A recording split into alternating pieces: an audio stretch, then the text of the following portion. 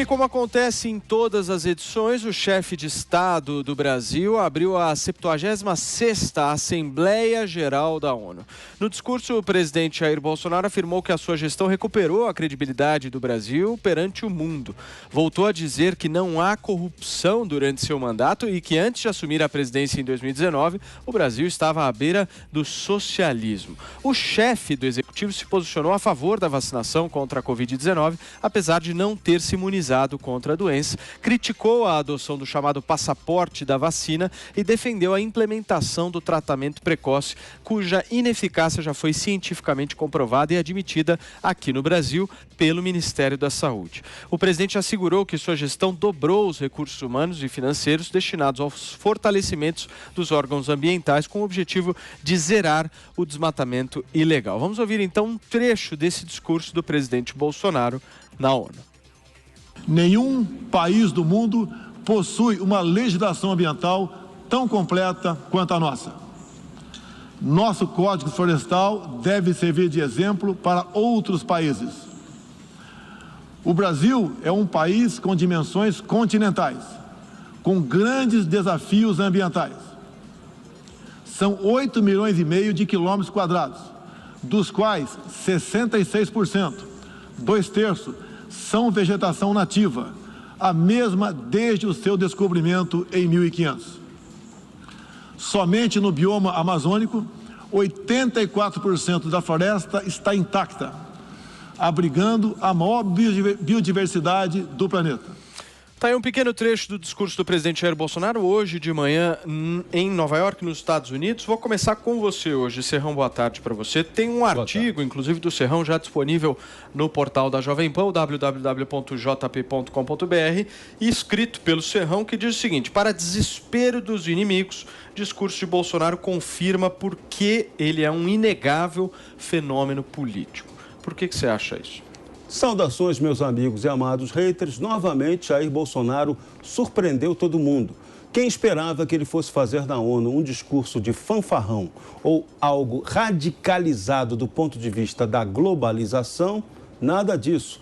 Bolsonaro fez um discurso altamente sóbrio em que ele apontou que medidas seu governo vem agindo em favor daquilo que antecipamos ontem, de uma gestão conservadora, de como você tem que lidar e lidou com a gestão da Covid-19, que tem muitas críticas sobre isso, mas ele deixou claro como ele tratou dessa questão e desmontou algumas mentiras, a principal delas, aquela de que o Brasil é um vilão ambiental. Então, o discurso de Bolsonaro, do ponto de vista da estratégia, foi corretíssimo. Ressaltou que o Brasil vai e quer ocupar um papel até definitivo no Conselho de Segurança da ONU, que é uma reivindicação antiga do Brasil, mas que o Itamaraty nunca tratou isso assim com tanta força quanto agora Bolsonaro tratou. Então, são momentos que mostram que o Brasil tem, sim, importância no mundo. Ele listou, no discurso dele, que durou apenas 12 minutos,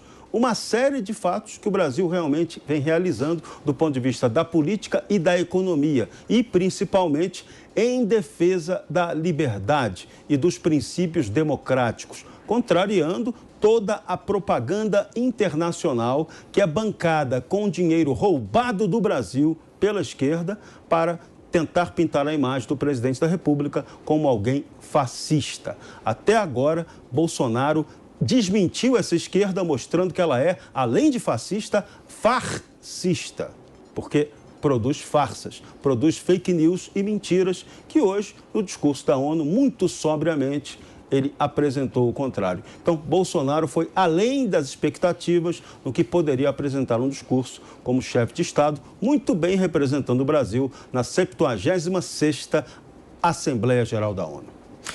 Piperno, boa tarde para você. Em contraponto aqui ao Serrão, acabei de abrir a sua rede social e você não escreve que o Bolsonaro é um fenômeno político, mas sim que ele é um Pinóquio. Por que você escreveu isso? Boa tarde, Paulo Matias. Um grande abraço, amigos. Porque o nosso presidente ele mentiu do começo ao fim do discurso, que também não é nenhuma novidade. Aliás, se existe expectativa confirmada pelo presidente do Brasil, era a de que ele não fosse falar grandes verdades nesse discurso dele. A começar pela história de ter livrado o Brasil aí do socialismo. Ele tem esse fetiche todo aí, mas veja bem, o antecessor dele era Michel Temer, né? Não é exatamente um socialista. E, aliás, Michel Temer, um homem que anda escrevendo cartas aí para o presidente e, por sinal, eu acho que para a imagem do Brasil, o Michel Temer deveria ter sido o ghostwriter aí desse discurso, porque teria feito muito melhor. O discurso foi um discurso pífio, né? Parecia redação de quinta série. Um discurso que virou tema de debate. Você pega qualquer um dos grandes jornais do mundo agora, logo após o discurso dele, né? Era deboche, enfim, em relação a muitos pontos. A questão da preservação ambiental, do presidente que respeita a Constituição. Parece que teve algum tempo atrás, aí, não muito tempo atrás assim, ele andou ameaçando jogar fora das 4 linhas, insinuando que não ia mais cumprir ordem judicial, mas enfim, parece que isso também passou, né? Falou sobre a história dos $800 de auxílio emergencial, falou muito sobre pontos aí sobre a questão ambiental, que obviamente não convence ninguém, e sobretudo, veja, ele perdeu algumas oportunidades. Pouco antes dele, quem abriu aí a Assembleia, claro, foi o secretário-geral, português Antônio Guterres, que inclusive fez um belo discurso, um discurso em que ele chamou atenção para distribuição extremamente desigual de muitos recursos, entre eles as vacinas, né? Só 2% da África só 2% dos africanos já foram vacinados, e ele chama atenção para isso porque há um excedente de vacinas nos países mais ricos, e aí então ele deu nota, até por conta disso, deu nota 10 para a ciência, que em pouco tempo conseguiu uma vacina, nota 0 para a ética, que não foi capaz ainda de promover uma vacinação mais equilibrada, e aí vem o nosso presidente e defende o quê? Tratamento precoce. Então, perdeu, e o que, aliás, mais uma vez também virou deboche pelo mundo, e outra vez eu convido, então, os nossos amigos a consultarem aí grandes jornais e portais de todo o planeta. Então, eu acho que, novamente, ele perdeu uma grande oportunidade. Estou pegando aqui a repercussão que vocês mesmos escreveram nas suas redes sociais. Agora vou para o nosso Constantino. Fala, Consta, boa tarde. Você diz o seguinte: quem sente saudades do tempo em que artistas de esquerda faziam carnaval na ONU, reforçando a imagem do Brasil como um país do samba e de bunda rebolando, enquanto o povo se ferra e as empreiteiras roubam o PT, deve ter odiado o discurso de hoje em defesa da pátria e da família. Consta, boa tarde. Boa tarde, Paulo. Roubam com o PT as empreiteiras, né? O PT é o grande líder da corrupção no Brasil. O presidente fez um discurso de estadista, né? Realmente muito bom, muito importante. Ele abriu alfinetando essa imprensa militante aí, vagabunda, que infelizmente representa quase toda a velha mídia brasileira, e não deu outra, né? Basta ver a reação desses militantes para ver que o presidente tocou no ponto, né? Veja que ele defendeu família, cristianismo, Deus, né? E pátria, e por isso foi chamado de radical nas redações dos jornais. Então, realmente é hilário. E isso é um bom retrato do que está acontecendo no Brasil. O abismo crescente entre essa elite cosmopolita, esquerdista, que ocupa a imprensa, e o povo do lado de fora da bolha, né? O povo entende que alguém que defenda pátria, família e Deus não é um radical, né? E sim alguém que merece respeito. Outra coisa é que o presidente defendeu a autonomia médica, né? A autonomia médica, e disse que a história e a ciência vão responsabilizar aqueles que se viraram contra qualquer tipo de tratamento que, parênteses, não tem sua ineficácia comprovada coisa alguma. A ciência não se faz dessa forma. Também defendeu a liberdade, né? A liberdade contra, por exemplo, o passaporte sanitário de vacinação, que é de um autoritarismo digno de fazer inveja aos maiores tiranos que o planeta já teve, né? Defendeu ali as manifestações de 7 de setembro, que a imprensa militante insiste em chamar de golpistas e irrelevantes, né? Tinha uma multidão, milhões de pessoas, enquanto que dá destaque para meia dúzia, literalmente, meia dúzia de gatos pingados em Nova York, com cartazes contra o presidente. Isso significa protestos. O presidente é recebido com protestos no exterior, né? E aí a gente vê a checagem de fatos dessas agências que também são extensões das redações militantes, fazendo exatamente esse trabalho, né? Catando pelo em ovo e, como não encontrou muito, tendo que criar esses pelos em ovo. O Brasil não é o patinho feio do mundo quando o assunto é clima, o presidente deixou isso muito claro, né? Ao contrário, o Brasil tem que ser louvado pelo que tem de preservação e de produção agrícola com tão pouco do território utilizado, que alimenta quase 1 bilhão de bocas no mundo todo. O presidente trouxe esses fatos à tona e lembrou muito bem que o Brasil flertou com o socialismo e conseguiu se livrar do socialismo, obviamente se referindo ao PT, né? Isso foi muito importante, mostrando que agora está aberto para investimentos da iniciativa privada, saneamento básico, infraestrutura, tudo isso é muito importante também para o país e uma mudança e tanto do que vinha da era petista. E, por fim, mencionou aquele fato mais incômodo que existe para a mídia e para a CPI circense, de que estamos há 2 anos e meio sem escândalo de corrupção no governo. A questão do carnaval que eu mencionei, além do estoque de vento, que deve ter gente com saudade de ouvir na ONU, isso sim, motivo de vergonha, chacota e vexame internacional, é porque a comunista, que não existe comunismo no Brasil, mas a comunista Manuela Dávila lembrou ali de uma sessão em que o ex-ministro da Cultura, Gilberto Gil, puxou um sambinha com a turma toda lá tocando e tudo, e é mais ou menos isso que essa turma sente falta, né? A visão estética de mundo, Brasil, o país do eterno carnaval, enquanto que o povo estava mesmo lascado. Isso mudou para desespero da mídia e para alegria da população. Muito bem, Bruna Torlai, você hoje não usou o Twitter, então em primeira mão, seu comentário aqui no 3 em 1. De fato eu não usei o Twitter, mas eu prestei muita atenção no discurso do presidente, comparando com os 2 discursos anteriores, né? Me chama muita atenção essa atitude. Toda vez que o Bolsonaro vai à ONU, ele tem uma nova maneira de se posicionar enquanto presidente do Brasil. Foi uma novidade. Então, desde 2019, ele faz discursos de vitória. Qual é a maneira como o presidente do Brasil se posiciona? Ele fala, olha, eu estou à frente de um país digno do maior respeito por esta e esta razão. E esse ponto, que é fundamental, ele foi fundamental nos 3 discursos, né? E o discurso desse ano repetiu, portanto, a fórmula dos anteriores. Ele apresenta o Brasil como um país vencedor, tá? Esse é, para mim, o aspecto principal.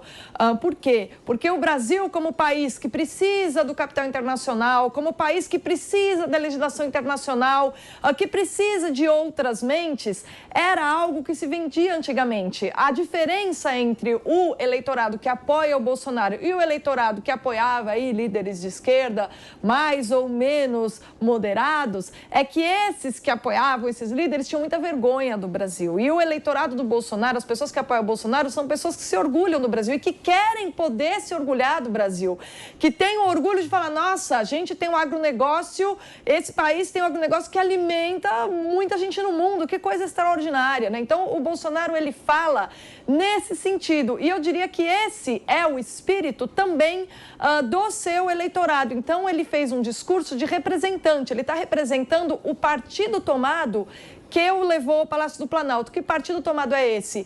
De um povo que não está mais nem um pouco afim de ter vergonha do país. Eu queria só chamar atenção para a frase de abertura, né? O Constantino falou que ele alfinetou a imprensa, etc. Mas eu acho que é muito importante a gente perceber o que significa essa, que foi uma das primeiras frases do discurso, né? Ele diz assim, o Brasil hoje tem um presidente que acredita em Deus, que respeita a Constituição e seus militares, valoriza a família e deve lealdade a seu povo. E esses 4 pilares, eles podem ser traduzidos como espírito do conservadorismo. Por quê? O que é acreditar em Deus? É submeter-se a uma autoridade moral superior, que é o pilar de um consenso moral. Ou seja, não se colocar acima do outro, do ponto de vista dos valores. É alguém que se submete aos valores fundamentais que determinam o convívio sem, de maneira alguma, se colocar acima dos outros cidadãos. Segundo ponto, respeita a Constituição. Né? O que quer dizer? Que se submete a esse Estado de Direito, porque entende que com todos os defeitos, é o que há de mais seguro para se garantir as liberdades individuais. Terceiro, valoriza a família e deve lealdade ao seu povo. O que é valorizar a família? A família é uma unidade política anterior ao Estado.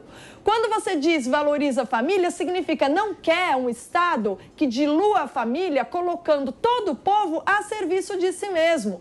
Não faz dos indivíduos empregados do Estado e simplesmente trabalha para que esses indivíduos, nas suas famílias, encontrem os meios de buscar a felicidade, né? E por último, né, que vale a gente dizer, deve lealdade a seu povo, ou seja, não tem no povo um instrumento de poder, não tem no povo massa de manobra, mas procura, da maneira que lhe é possível, traduzir esses sentimentos numa gestão pública. Isso define, e é muito engraçado porque o Bolsonaro nem sempre exprime muito bem o que é esse conservadorismo que o povo brasileiro está, aos poucos, tentando exprimir quando sai às ruas. Esse é o espírito do partido tomado, chamado Partido Conservador na sociedade. E sim, isso é radicalmente oposto ao comunismo, porque no comunismo não há a submissão a um poder, a uma instância superior, o poder é total, é totalitário, as famílias são diluídas, porque todo indivíduo deve ficar a serviço do Estado. A Constituição é um instrumento aparente, porque o que vale é a ditadura e, claro, o Estado de Direito não precisa nem dizer que não existe. Muito menos lealdade ao povo, o povo é só instrumento. Daí a diferença. Muito bem, Bruna Serrão, você acha que com esse discurso ele só pregou para convertido? Não. Ele fez uma mensagem para o mundo, mas tenham certeza absoluta. Leiam lá na íntegra. No meu artigo está lá o discurso do Bolsonaro na íntegra. Ele fez uma propaganda para o Brasil. Como escrevi lá, ele falou na ONU, mas o recado mais forte era para o Brasil. Com certeza absoluta. Apenas foi ressaltado que, internacionalmente, o Brasil tinha que dar satisfações do que realmente estava fazendo. Porque, repito, a propaganda contra o Brasil lá fora, financiada com dinheiro roubado daqui, é uma tragédia, é uma tendência, um absurdo o que é feito contra o Brasil lá fora. Você ter na Amazônia mais de 100 mil ONGs atuando lá e jogando contra o interesse nacional, isso é algo absurdamente vergonhoso. E acontece no Brasil, continua acontecendo lá. Bolsonaro ainda não mandou e nem vai mandar prender nem degolar nenhuma ONG. Apenas vai tirar e tirou o dinheiro, patrocínio oficial que havia do governo brasileiro para essas próprias entidades que jogam contra a gente. Então, essa é a mudança de tom, essa é a mudança da realidade. O Brasil tem sim, ele é soberano sobre a Amazônia, mas o mundo vem com aquela discurseira de que a gente não trata a Amazônia, eles pegam lá pontos de queimadas que acontecem todo ano naturalmente e colocam aquilo como um grande incêndio. Então, seria o mesmo que a gente culpar lá a Califórnia, né, a irresponsabilidade da Califórnia pelos incêndios que acontecem lá na época de verão. Então, tem que mudar essa retórica internacional e o presidente deu uma contribuição para isso, para restabelecer a verdade sobre o Brasil. O papel dele na ONU foi corretíssimo e equilibrado, como tem de ser. Piperno, o Constantino escreveu esse tweet que eu li, eu senti que talvez tenha sido um recado para você, não? Não tenho essa pretensão de achar que eu merecesse ser homenageado por esse tweet. Eu só acho que, em relação ao que o Bolsonaro disse, em alguns momentos, eu, extraindo alguns fragmentos desse discurso, dá até para imaginar que ele estivesse falando até mesmo para o público lá do Talibã, né? Quando ele se remete aí a esse pensamento um pouco mais fundamentalista, especialmente no campo da fé. Agora, eu queria salientar uma outra coisa. Se existe algo que me deixou satisfeito em relação ao discurso do presidente do Brasil, é imaginar que, a partir de agora, ele não vai mais ameaçar descumprir a ordem do STF e, em momento algum, o presidente também se insurgirá contra algum resultado eleitoral que lhe seja adverso, coisa que ele já ameaçou lá atrás. Já que ele falou que é um cumpridor da Constituição, a gente fica muito mais feliz com isso. Agora, o resumo dessa passagem do presidente pelo lá por Nova York, e não só em relação a esse discurso de hoje, mas até o encontro lá com o Boris Johnson ontem. Enfim, o Boris Johnson falou que já tomou as 2 doses e que a vacina da Pfizer é muito boa, segundo o primeiro-ministro inglês, claro. E mais aqueles momentos, comendo pizza na rua, realmente, olha, cada vez mais eu consolido, eu firmo a convicção de que o Bolsonaro foi lá para Nova York mesmo, não para fazer papel de chefe de Estado, mas para se tornar uma espécie de Borat tropicão. Constantino, a palavra é sua. Bom, em primeiro lugar, não foi pensando no piperno e realmente não vale nem a pena, né? Rebater muito alguém que compara com o Talibã, simplesmente dizer que é temente a Deus, né? Ou seja, mais ou menos aí um terço a metade da população brasileira se identifica com esse tipo de discurso religioso sem nenhum tipo de radicalismo ou fundamentalismo ou fanatismo, né? E isso ser comparado com o Talibã é no mínimo ofensivo para com a população brasileira. Mas tudo bem, o piperno está no papel dele, né, que é jogar para a plateia socialista que não existe no Brasil e que não está ameaçando o Brasil com socialismo, só defende Venezuela, Argentina, mas imagina só se eles fossem socialistas, né? De novo, tá. Que bom. Se pegar nessa questão de comer pizza em pé, isso também mostra, Paulo, vai ao encontro do que eu havia dito antes sobre o abismo que separa essa elite cosmopolita, globalista, do povo real, né? Quer dizer, e aí tem as fake news da mídia também, né? Ele teve que comer em pé porque o restaurante não aceitou. Não, ele foi numa pizzaria que nem tem lugar dentro e nem fora. Você compra e come fora. E os restaurantes, como um próprio correspondente de uma emissora militante reconheceu, os restaurantes quase todos têm mesa fora, então ele poderia ter escolhido um e sentado fora. Ele fez isso como uma isca para a imprensa, justamente para todo mundo focar numa baboseira dessas. Problematizaram comer pizza em pé na rua. A população se identifica com um cara desse. A população não quer a turma refinada do Dória, não, comendo caviar num hotel de luxo do Rio de Janeiro, não. Então, de novo, é mais uma tática para mostrar o homem comum versus essa elite snob e arrogante. Piperno, por favor, você foi citado, então, direito de resposta. Não, claro, muito rápido. Não quero ofender a religiosidade de ninguém. Aliás, a minha mãe é uma senhora extremamente religiosa e ia me dar um puxão de orelha. Só acho que realmente o presidente da República, de vez em quando, ele faz algumas comparações, algumas citações que realmente me remetem ao Talibã. Agora, em relação à passagem dele lá para Nova York, também não vamos esquecer, né, Constantino? O prefeito de Nova York não fica muito feliz da vida quando o Bolsonaro passa por lá, né? Consta. Ainda bem, né? Ainda bem, é comunista, né? O de Blasio é um comunista. Mas todo mundo é comunista agora? Ele é. O de Blasio, basta perguntar a qualquer americano aqui. O Dória também é? O de Blasio... Não, o Dória não, mas o Dória é oportunista, mas o de Blasio é comunista. Piperno, Constantino disse que você prega para uma plateia socialista, isso é verdade? Eu também não tenho essa pretensão. Aliás, eu nunca fui marxista na vida e, sabe, acho até que o Marx é um autor, em alguns momentos, um pouco chato, mas, assim, respeito as ideias, não vou sair brigando gratuitamente com eles, até porque também como alguém que analisa a história, ele tem lá enfim, o seu valor, aliás, talvez seja o grande momento da obra dele, mas quem sou eu para pregar para a plateia socialista, né? Muito bem. Bruna Torlai, por favor, pregue. Não, para a plateia socialista, acho que eles não vão gostar muito do que eu tenho a dizer, mas, de qualquer maneira, é interessante, assim. Eu acho que o Piperno, ele representa muito bem isso que a gente pode chamar de média da opinião geral das pessoas que assistem a Globo News, que leem o G1, né? De fato, ele acaba reproduzindo esse discurso que o pessoal tenta colar no Bolsonaro, mas as pessoas que pegam o discurso direto, a fonte primária, ou seja, que ouvem o discurso, analisam e tentam compreendê-lo, sem ter antes, né, uma peneira assim, com as etiquetas pré-coladas que atrapalham a visão, consegue entender exatamente a mensagem que ele quer dar. Eu acho que a gente tem que tomar muito cuidado em comparar Talibã, por exemplo, que é um Estado islâmico, e a gente sabe que o islamismo é uma religião que tem como propósito o ordenamento social, tá? Então ela já é voltada para a política. Com o cristianismo, que é simplesmente oferece uma via de salvação ao indivíduo.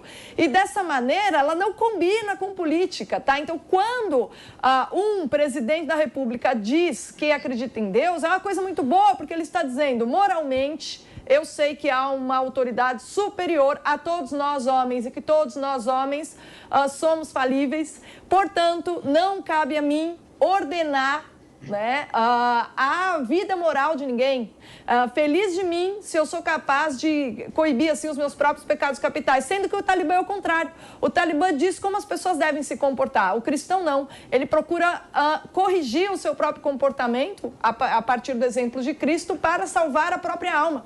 E isso não tem relação absolutamente nenhuma com ordenamento político, tá? Então a gente não pode fazer esse tipo de comparação leviana, porque a gente acaba, mesmo que às vezes de maneira ingênua, e acho que isso nem foi algo que o Piperno pensou em fazer, mas simplesmente ele repetiu o que está sendo dito aí, mas a gente acaba passando uma informação muito equivocada e as pessoas não conseguem nem mais entender a diferença entre Ocidente e Oriente. O Bolsonaro é um homem do Ocidente. Disso não há dúvida.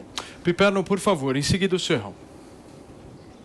Só para encerrar, né, eu diria para você que também está lá na Bíblia, né, a história, um dos mandamentos sugere que não usar seu santo nome em vão, né? Eu acho que o presidente usa demais o nome de Deus de forma oportunista, inadequada, jogando para a torcida, jogando para o seu público, aliás, um público cada vez menor, mas de qualquer forma ainda muito fiel. Serrão, por favor, seu comentário. Eu penso exatamente o contrário. Eu acho que o Bolsonaro, ele tem a religiosidade dele afirmada, sobretudo depois que ele foi salvo por um milagre. Porque depois daquela facada, que ainda tem uns idiotas que tentam dizer que aquela facada não ocorreu. E inventam uma história. Não, o Bolsonaro, na verdade, estava com um câncer e aquela facada serviu para ajudar a operá-lo. Pelo amor de Deus, isso não existe. Então, o cara que foi salvo por milagre, ele tem que acreditar em Deus. No diabo é que não dá, a não ser que ele queira se converter ao socialismo ou à teologia da libertação.